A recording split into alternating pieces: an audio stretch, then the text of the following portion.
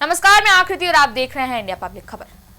UP में 2027 में होने वाली चुनावी जंग के लिए अभी से ही सियासी बिसात बिछाई जाने लगी है और उत्तर प्रदेश की राजनीति में इस वक्त एक अलग ही तरह की रेस छिड़ी हुई है। जो यहाँ बंगाल में जो झगड़ा चल रहा था वो अब यूपी में भी दस्तक दे चुका है। उत्तर प्रदेश की सियासत के लिए अक्सर ये कहा जाता है कि दिल्ली का रास्ता लखनऊ से होकर गुजरता है, लेकिन 2027 में जिस लखनऊ की गद्दी के लिए दिल्ली में दोस्ती की कस्में खाई जा रही थी, क्या अब उसी दोस्ती में अविश्वास का वायरस फैल चुका है। कल तक जो नेता एक दूसरे के साथ कदम से कदम मिलाकर यूपी में दो लड़कों की जोड़ी सुपरहिट होने का दावा ठोक रहे थे, आज वही नेता एक दूसरे से ही 27 की गारंटी का सर्टिफिकेट मांग रहे हैं। सपा का साफ संदेश है कि गठबंधन जाहिर है कि पूरे दिल से होगा, लेकिन सीट शेयरिंग दम देखकर ही तय हो गई। वहीं दूसरी तरफ कांग्रेस है जो अखिलेश यादव के इस बदले हुए रुख को देखकर फिलहाल बैकफुट पर है। हालांकि इस सियासी जद्दोजहद के बीच अंदर खाने खबर यह भी है कि कांग्रेस अब तीसरा दरवाजा खटखटाने की भी फिराक में है,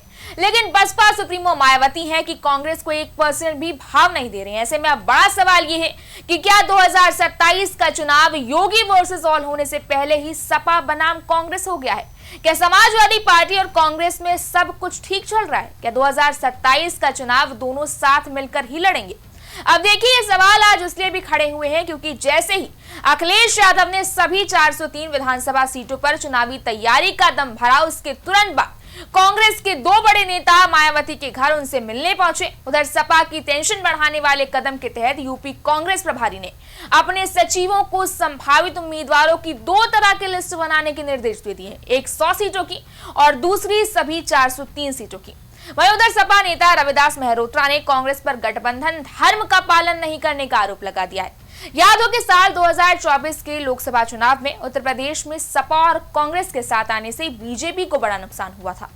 राहुल गांधी और अखिलेश यादव ने मिलकर एक ऐसा नैरेटिव गढ़ा था जिससे बीजेपी को तगड़ा झटका लगा, लेकिन लोकसभा में दमदार प्रदर्शन के बाद अब विधानसभा चुनाव से ठीक पहले ये दोनों दल सभी 403 सीटों पर तैयारी का ऐलान कर रहे हैं।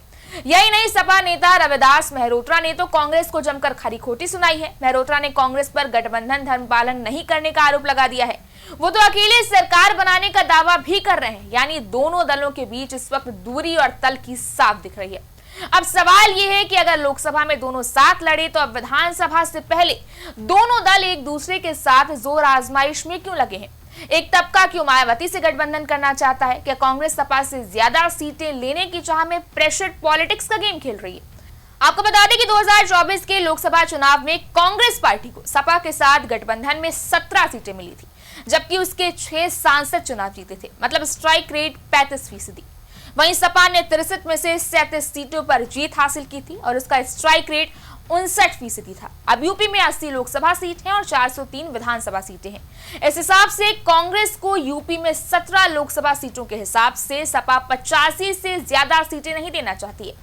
कांग्रेस 2017 में सपा से 105 सीटें लेने में कामयाब रही थी और इस बार यानी कि 2027 में भी ये संख्या बरकरार रखना चाहती है, जबकि 2017 विधानसभा और 2024 लोकसभा में कांग्रेस का स्ट्राइक रेट देखकर सपा इतनी सीटें देकर अपनी सरकार बनने की संभावना को पहले से ही कम नहीं करना चाहती और यही वजह है कि कांग्रेस को इस बार सपा से कम सीटें मिलने का डर सता रहा है। हालांकि दूसरी तरफ कांग्रेस राहुल और अखिलेश की जोड़ी पर पूरा भरोसा भी जता रही है और इस सियासी खींचतान के बीच दिलचस्प बात तो यह है कि अखिलेश यादव और राहुल गांधी के बीच पिछले दिनों बेहतरीन केमिस्ट्री भी देखने को मिली है। अखिलेश यादव अपनी पत्नी डिंपल यादव के साथ कथित वोट चोरी के खुलासे पर राहुल का प्रेजेंटेशन देखने न सिर्फ उनके घर गए बल्कि डिनर भी किया। संसद में भी सोनिया गांधी के जन्मदिन के मौके पर डिंपल और अखिलेश केक खाते दिखे। ऐसे में 2027 की चुनावी जंग के लिए सपा और कांग्रेस का प्लान क्या है, इस पर फिलहाल कंफ्यूजन और सस्पेंस दोनों बरकरार है। लेकिन फिलहाल इतना तो तय है कि 2027 के चुनाव में सीट बंटवारा मुश्किल होने वाला है, क्योंकि सपा सरकार बनाने की रणनीति के तहत काम कर रही है और कांग्रेस को ज्यादा सीटें देकर अपना खेल खराब नहीं करना चाहती है। ऐसे में अब बड़ा सवाल ये भी है कि क्या 2027 में यूपी में गठबंधन के इस बिखराव का सीधा फायदा भाजपा को मिलने वाला? खैर, अब किसको कितना फायदा मिलेगा ये तो वक्त ही बताएगा। तब तक के लिए आप अपनी राय हमें कमेंट सेक्शन में जरूर बताएं। इस वीडियो को लाइक करें, शेयर करें, चैनल को सब्सक्राइब करें। शुक्रिया।